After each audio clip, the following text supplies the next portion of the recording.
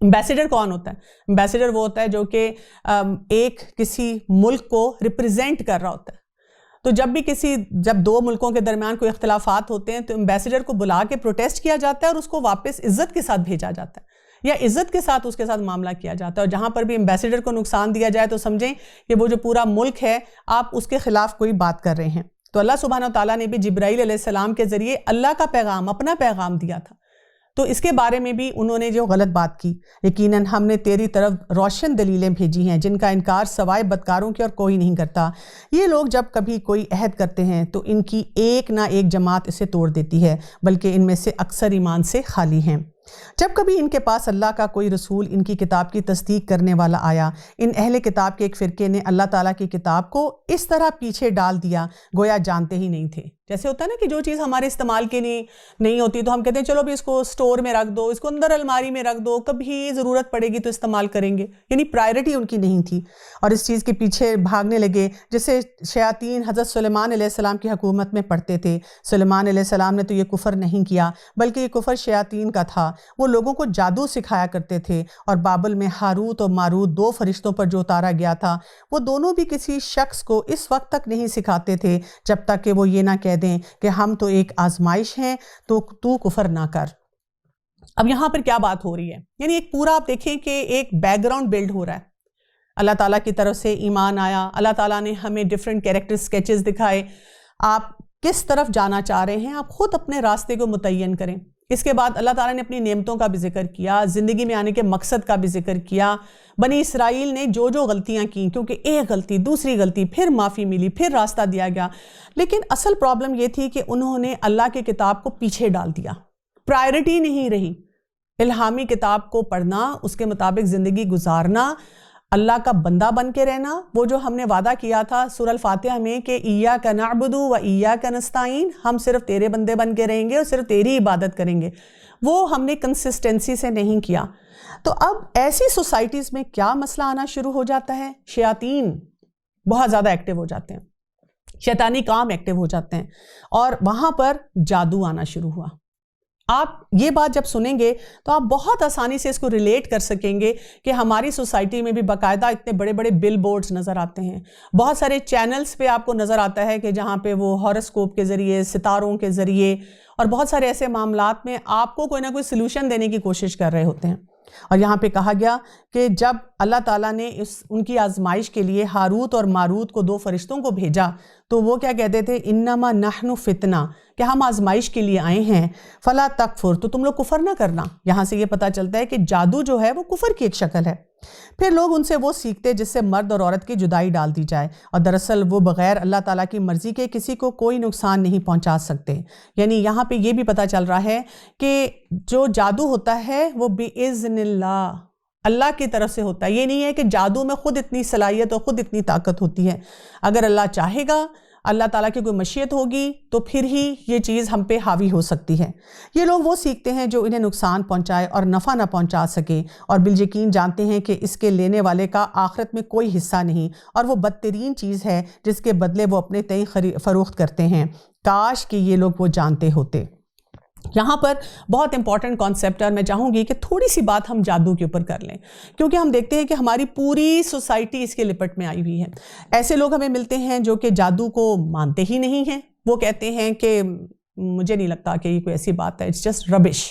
اور ایسے لوگ بھی ملتے ہیں جو کہ ذرا پردہ بھی ٹیڑھا ہو جائے، جوتا بھی ذرا ادھر سے ادھر ہو جائے، چھینک بھی آ جائے تو کہتے ہیں کسی نے جادو کیا ہوا ہے. تو ہمیں ایک بیلنس طریقے سے اس اپروچ کو لے کے چلنا ہے. جادو، سب سے پہلی بات ہم یہ سمجھتے ہیں کہ یہ ایک نفسیاتی اثر ہوتا ہے، ایک روحانی بیماری ہوتی ہے جو کہ انسان کو آ کے ہٹ کرتی ہے. آپ دیکھیں کبھی کبھی کوئی انسان آپ کو صرف گھور کے دیکھتا ہے اور آپ کی طبیعت اور مزاج میں فرق آنا شروع ہو جاتا ہے، آپ کو بھی خفگی محسوس ہوتی ہے.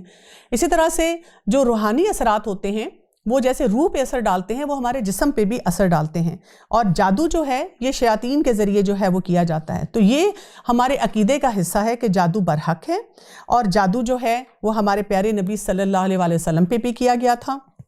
اور جادو کی بہت سی اقسام ہوتی ہیں. مثلاً کچھ شعبدے بازی کی شکل ہوتی ہیں، کچھ لوگوں کے درمیان جدائی ڈالنے کی شکل ہوتی ہے، وہم ہوتے ہیں، یعنی کہ OCD کی بھی ایک شکل جو ہے وہ جادو کی طرف جاتی ہے، دماغ کو مفلوج کر دینا بھی ہوتا ہے، کاہلی اور سستی بھی جادو کی ایک شکل ہوتی ہے۔ اسی طرح جو بہت سی بیماریاں ہیں ان میں بھی جادو کا حصہ ہوتا ہے، جیسے ایپیلیپسی ہوتی ہے، مرگی کے دورے پڑنے ہیں، اس میں بھی یہ دیکھ لینا چاہیے۔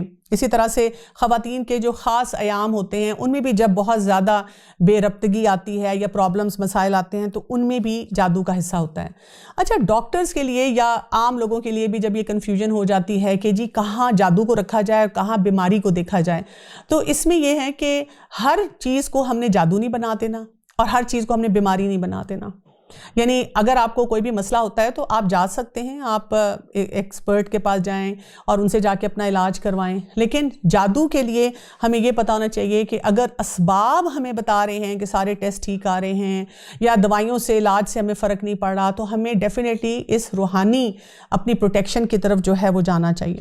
جادو کی بہت سی وجوہات بھی ہوتی ہیں جس میں ہم دیکھتے ہیں کہ دشمنی ہے، حسد ہے، بندشیں لگاتے ہیں، رشتہ داریوں کو کاٹا جاتا ہے، انسانی تعلقات کی خرابی کی جاتی ہے، اور جیسے کہ قرآن پاک کی آیت سے ہی ہمیں پتہ چل رہا ہے کہ خاص طور پہ شوہر اور بیوی کے درمیان میں جو ہے وہ کسی طرح سے بھی جدائی ڈالی جائے، بلکہ اس کے بارے میں جو حدیث آتی ہے اس سے ہمیں یہ پتہ چلتا ہے مفہوماً کہ جب بہت سے شیاطین کے چیلے آتے ہیں اور بتاتے ہیں ہم نے یہ کیا، اور اس میں سے ایک جب چیلا آ کے بتاتا ہے کہ میں نے شوہر اور بیوی کے درمیان خوب لڑائی اور ان کے درمیان میں جو ہے وہ دوری پیدا کی، تو شیطان جو ہے وہ اپنا تاج اس کو پہنا دیتا ہے، کیونکہ اگر ایک فیملی یونٹ خراب ہونا شروع ہوتا ہے، شوہر اور بیوی میں جھگڑا آتا ہے، تو آپ دیکھیں کہ سوسائٹی کا جو فساد ہے وہ کس قدر بڑھنا شروع ہو جاتا ہے۔ جادو کی علامات کیا ہوں گی کہ انسان کے اندر ایسا مزاج پیدا ہوگا، سستی ہے، گھبراہٹ ہے، ذہنی انتشار ہے، بے چینی ہے، چڑچڑا پن ہے مزاج میں، کسی کام میں دل نہیں لگ رہا، خاص طور پہ عبادات کی طرف دل نہیں جا رہا، نماز پڑھنے کو دل نہیں چاہتا، جسم کے کسی حصے میں بلا وجہ درد ہو رہی ہے، سر چکرانا شروع ہو رہا ہے، ڈرانے خواب آنا شروع ہو جاتے ہیں، اور بغیر کسی وجہ کے اپنے رشتہ داروں کے ساتھ ایسی چپکلش جو ہے وہ چلنا شروع ہو جاتی ہے، اور اسی طرح سے غیر معمولی واقعات پیش آتے ہیں، مثلاً آپ کو خون کے چھینٹے نظر آتے ہیں، آپ کے طے شدہ کپڑے ہیں وہ کٹے ہوئے ہیں، اور خامد اور بیوی آپس میں کسی قسم کی اٹریکشن محسوس نہیں کرتے، شک و شبہات جو ہیں وہ بہت بڑھنا شروع ہو جاتے ہیں۔ تو ان سب باتوں کی وجہ سے ہمیں کیا کرنا ہوتا ہے کہ محتاط رویے سے اپنا روحانی علاج کرنا ہوتا ہے۔ اب روحانی علاج بھی ویسے ہی ہوتا ہے، اس کے پرنسپلز وہی ہیں جو جسمانی علاج کے ہیں۔ ہم کہتے ہیں کہ پرہیز علاج سے بہتر ہے، تو پریونشن پہلے کریں۔ پریونشن کا طریقہ کیا ہے؟ مثلاً انسان طہارت کی حالت میں زیادہ رہے، باوضو رہے، اسی طرح عبادات کی پابندی کرے، نمازوں کو نہ چھوڑے، پھر اسی طرح ہم دیکھتے ہیں کہ کثرت سے اللہ کا ذکر کیا جائے، استغفار بہت زیادہ کی جائے، گھروں کے اندر بہت زیادہ تصاویر اور مجسموں کو نہ رکھا جائے، کیونکہ ایسی جگہ پر پھر ہم دیکھتے ہیں کہ فرشتے نہیں آتے۔ اسی طرح سے جیسے کتا جو ہے اس کے لیے ہمیں پتہ چلتا ہے کہ اس کو آپ پروٹیکشن کے لیے تو رکھ سکتے ہیں، لیکن آپ کیوٹ سا پپی گھر کے اندر نہیں رکھ سکتے، کیونکہ جب آپ ایسا رکھیں گے تو پھر کیا ہو جائے کہ وہاں پہ فرشتے نہیں آئیں گے۔ اسی طرح سے حرام کاموں سے، حرام کمائی سے انسان اپنے آپ کو بچائے۔ علم نجوم کے بارے میں بہت لا تعلقی ہونی چاہیے۔ کئی لوگ کیا کرتے ہیں کہ کسی کے بارے میں پتہ چلے کہ یہ ٹیرو کارڈز دیکھتے ہیں یا ہاتھ دیکھتے ہیں یا سٹار سائن سے کچھ بتاتے ہیں، تو ساتھ ہی ہم ہاتھ بھی کسی کو دکھا دیتے ہیں کہ یہ ذرا بتانا میری لو لائن اور لائف لائن اور اس سے کیا پتہ چلتا ہے، اور ساتھ کہتے ہیں actually I don't believe in it, میں اس کو مانتی نہیں ہوں۔ تو ہمیں مکمل طور پہ اس سے لا تعلقی کرنی ہے، کیونکہ رسول اللہ صلی اللہ علیہ وسلم نے فرمایا جس نے علم نجوم میں سے کچھ حاصل کیا، اس نے جادو کا ایک حصہ سیکھ لیا۔ اب جتنا زیادہ اس کو حاصل کرے گا اتنا ہی زیادہ جادو سیکھنے والوں میں شمار کیا جائے گا۔ اسی طرح سے مسنون اذکار کا جو ہے اہتمام کرنا، جیسے صبح شام کی دعائیں ہیں، اس کے ساتھ ساتھ ہم دیکھتے ہیں کہ ہر موقع پہ کھانا کھاتے ہوئے، گھر سے جاتے ہوئے، گھر داخل ہوتے ہوئے قرآن پاک کی تلاوت جو ہے بہت زیادہ کرنا، پھر اسی طرح سے بیت الخلاء جاتے ہوئے جو دعائیں ہیں وہ پڑھنا، لباس پہنتے ہوئے، یعنی ہر موقع پہ جو ہے اپنے آپ کو جو ہے سنبھال کے کانشیس طریقے سے دیکھنا، پھر آیت الکرسی پڑھنا، سورہ البقرہ جو ہے اس کی تلاوت کرنا، یعنی جہاں پہ اثرات زیادہ ہوں تو معوذتین جو کل ہیں، اور سورہ البقرہ اس کے لیے تو خاص طور پہ کہا گیا۔ اب یہ کہ فرض کریں آپ کو کوئی ایسی علامات ملتی ہیں کہ آپ کو لگتا ہے کہ جادو ہے، تو سب سے پہلے ہمیں معالج جو ہے ایسا ڈھونڈنا ہے جو کہ جائز ہو، یعنی کہ وہ یہ نہ ہو کہ ہمیں قرآن اور حدیث کے علاوہ کسی جادو کے چکر میں ہی پھنسا دے، ایسے کاموں میں لگا دے کہ آپ قبرستان جائیں اور کیا کچھ کریں۔ تو معالج جو ہے وہ کون ہوتا ہے؟ جو دین کے احکامات کی خود پابندی کرتا ہے، اللہ کے نام اور کلام سے علاج کرتا ہے، ایسی باتیں نہیں بولتا جس میں کوئی شرک ہوتا ہے، یا آپ کو ایسا کوئی بنا کے نہیں دیتا کاغذ کے اوپر جس میں آپ کو پڑھا ہی نہ جائے کہ کیا لکھا ہوا ہے، اس میں سوئیاں لگی ہوئی ہیں اور اس میں اور قسم کے کام ہو رہے ہیں۔ غیر مستند جو طریقے ہیں ان کے بارے میں ہمیں ہوشیار رہنا ہوگا، یعنی اگر معالج مریض سے اس کی ماں کا نام پوچھے آپ ہائی الرٹ پہ ہو جائیں۔ کپڑے منگوائے، جانور منگوائے، چاہے اس کو ذبح کرنے کے لیے کہے، کوئی منتر پڑھ رہا ہے، کوئی ایسا تعویذ جس کو آپ پڑھ ہی نہیں سکتے، آپ کی خود سمجھ سے باہر ہے، وہ کہیں رکھنے کے لیے یا استعمال کرنے کے لیے کہے۔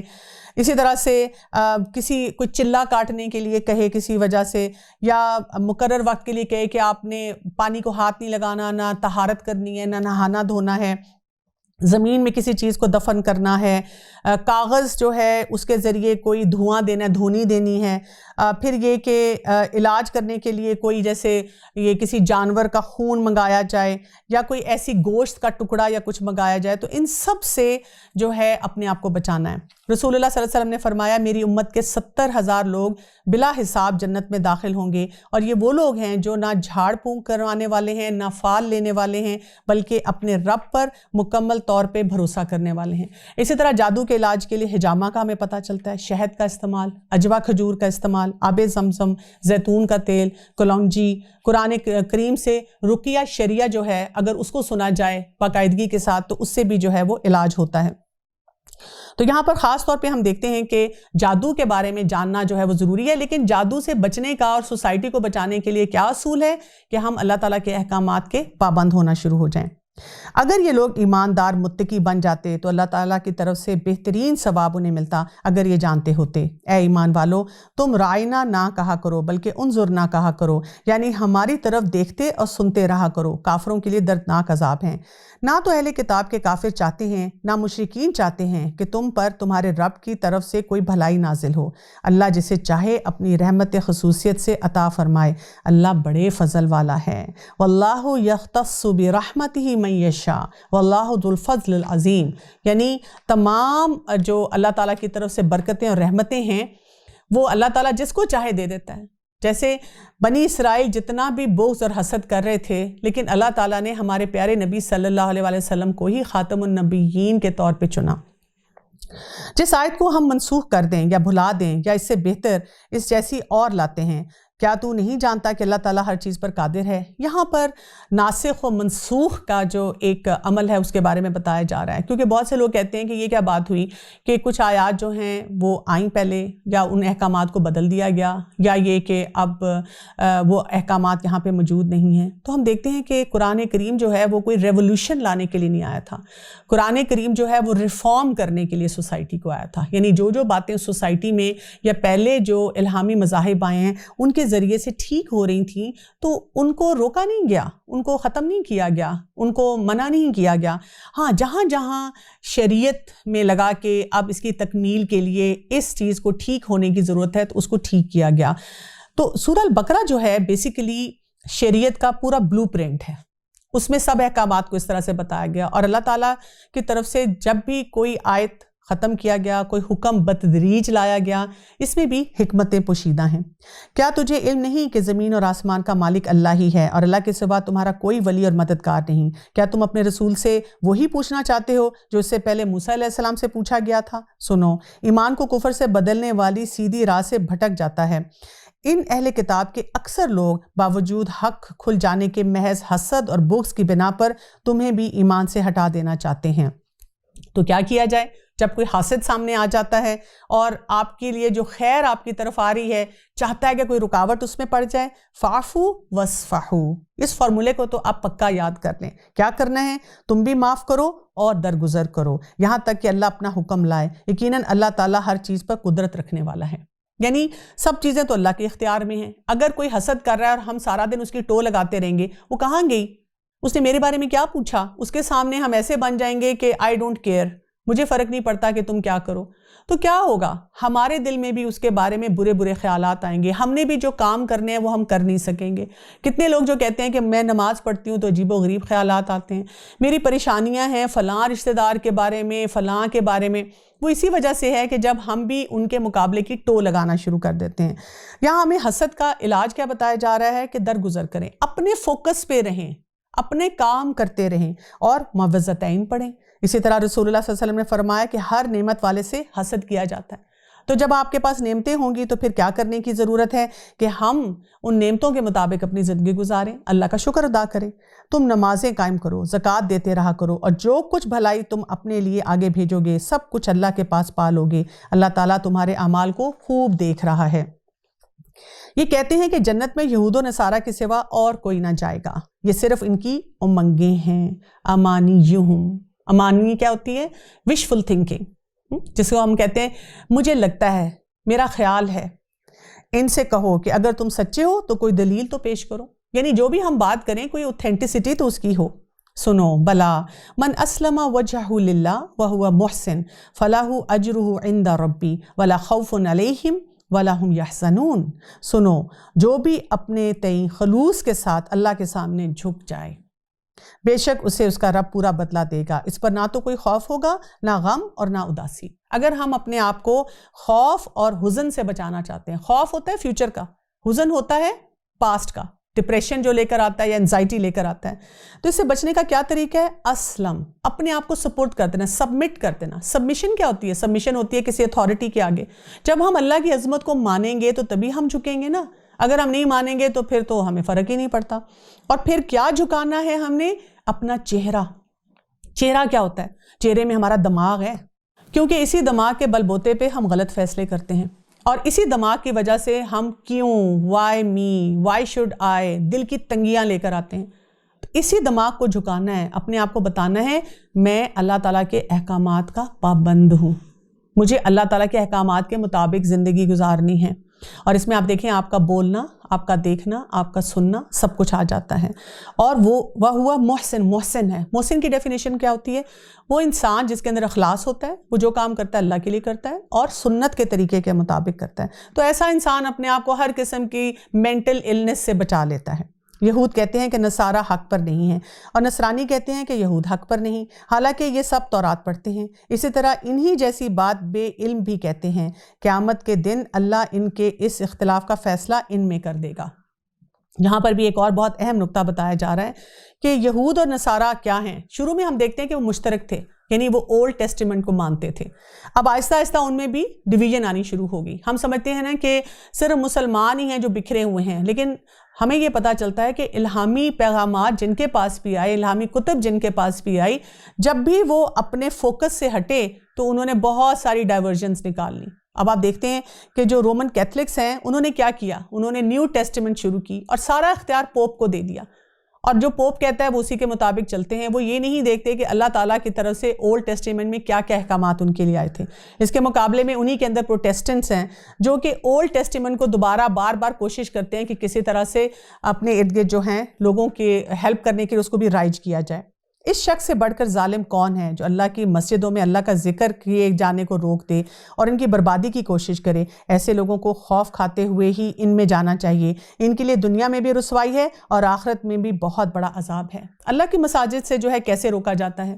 پہلے تو ٹیرر پھیلایا جائے، وہاں پہ بلاسٹ کیے جائیں، وہاں پر جو ایسے حملے کیے جائیں جس کی وجہ سے جو نمازی ہیں ان کو ڈر لگنا شروع ہو جائے، وہ کہیں کہ ہم گھر میں ہی رہتے ہیں، یہ نہ ہو کہ کوئی ہمارے لیے وہاں پہ مشکل آ جائے۔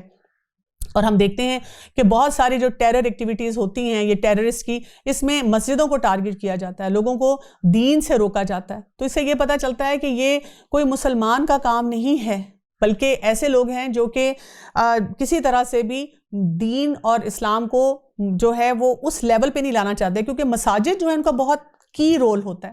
پھر اسی طرح سے مساجد میں جو ہے ہم بہت فرقہ بندی شروع کر دیں کہ آپس میں لڑائی جھگڑے شروع کرتے ہیں کہ جیسے کسی مسجد میں ایک فرقے کے مطابق نماز پڑھی جائے تو اگر آپ کو وہیں پہ نماز پڑھنے کا موقع مل رہا ہے تو آپ کو وہاں داخل نہ ہونے دیا جائے، یا یہ کہ آپ کو اپنے طریقے سے نماز نہ پڑھنے دی جائے۔ پھر اسی طرح سے ہم دیکھتے ہیں کہ وہاں پر گندگی پھیلائی جائے، وہاں کی صفائی ستھرائی نہ کی جائے، یا یہ کہ وہاں پہ بچوں کو نہ جانے دیا جائے نماز پڑھنے کے لیے، کیونکہ بچے کئی دفعہ جب جائیں گے تو شاید وہ تھوڑا سا ہنسیں گے، کھیلیں گے، بھاگیں گے، دوڑیں گے، اسی طرح تو وہ تھوڑی سی تہذیب سیکھیں گے، ڈسپلن سیکھیں گے، آرڈر سیکھیں گے۔